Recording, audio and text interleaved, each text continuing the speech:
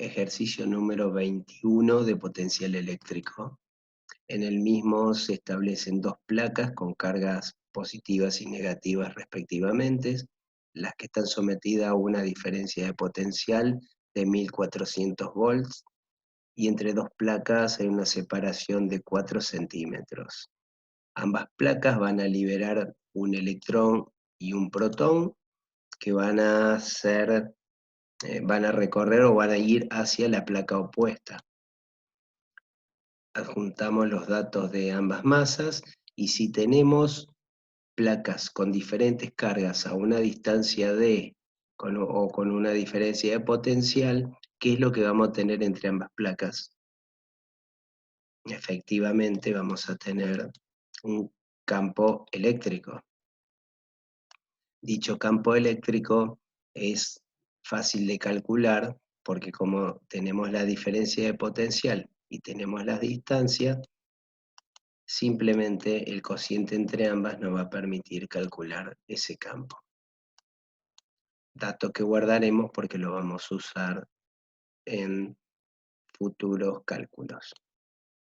El punto A nos plantea la distancia a que se cruzarían ambas partículas, es decir, el protón hacia la placa negativa y el electrón hacia la placa positiva.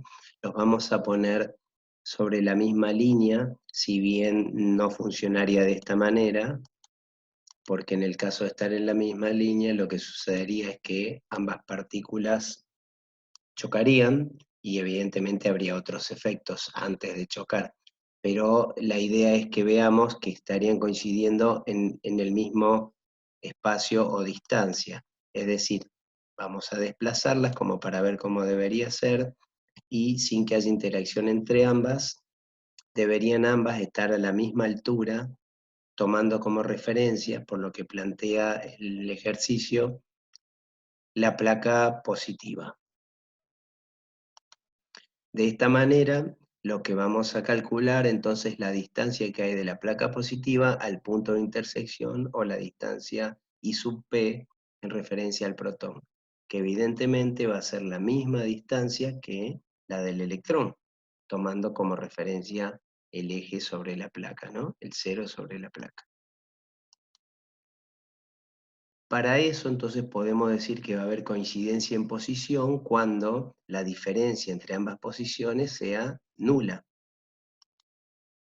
Y si hacemos el análisis de la ecuación de movimiento para el protón, el cual está sometido a un movimiento acelerado, veremos que inicialmente su posición es 0 y su velocidad inicial también es 0, por cuanto nos va a quedar una aceleración. Esta aceleración es fácilmente calculable, lo hemos visto en ejercicios anteriores, por ejemplo el 18, en donde tiene que ver la carga eléctrica a la que está sometido la carga eléctrica, el protón y la masa con esa carga eléctrica, obviamente en valores absolutos. El sistema de ejes lo estamos definiendo fuera de estos cálculos, y a su vez podemos hacer el mismo análisis de movimiento para el electrón. En este caso sí va a tener una posición inicial, porque si este es el 0, va a estar a una distancia d del 0 el electrón, obviamente sin velocidad inicial y con una aceleración que va a ser negativa, porque al ser tomada como positiva la del protón, está en el sentido opuesto.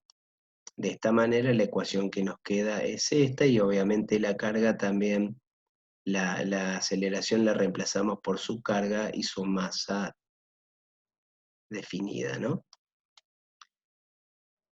¿Qué hacemos ahora? Bueno, lo que necesitamos saber es el tiempo que demora en coincidir ambas partículas, o sea, cuánto demoró en realizarse esa intersección, para de esa manera después poder calcular la posición en cualquiera de las dos fórmulas.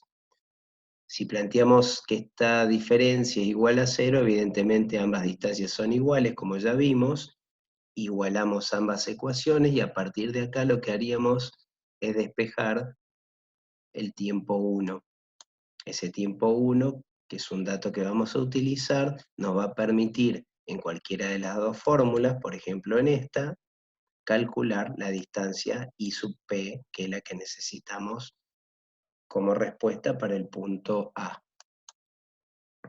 El punto B plantea un cociente entre velocidades de ambas partículas.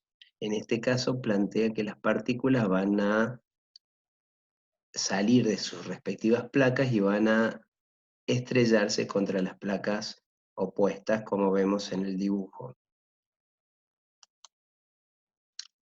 Acá se nos plantea una cuestión. Si nosotros analizásemos desde el punto de vista del tiempo que demora, tendríamos que estar calculando el tiempo de la partícula protón y el tiempo de la partícula electrón.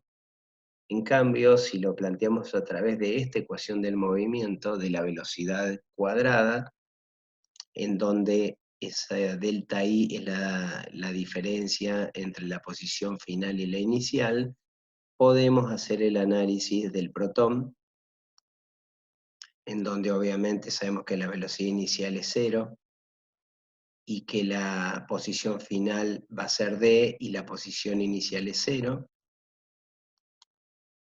dándonos un cálculo de velocidad de este valor. Y si hacemos el mismo análisis para el electrón, vamos a ver que su posición final es 0 y su posición inicial es D. Esto nos va a terminar definiendo el signo de la velocidad, que obviamente es opuesto al del protón, dándonos como resultado un valor mucho más grande, lo cual es perfectamente lógico por las características inerciales del protón con respecto al electrón, y esta relación de velocidades nos da el dato que vemos a continuación. En el punto C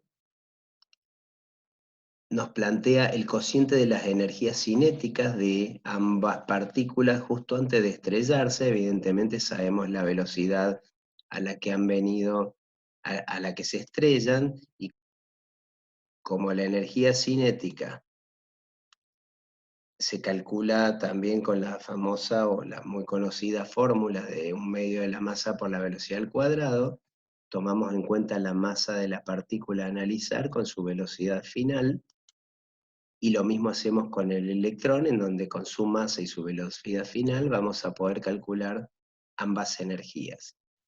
Como vemos a continuación, el cociente de ambas energías, como son iguales, nos va a dar 1. De esta manera tenemos calculado todo el ejercicio.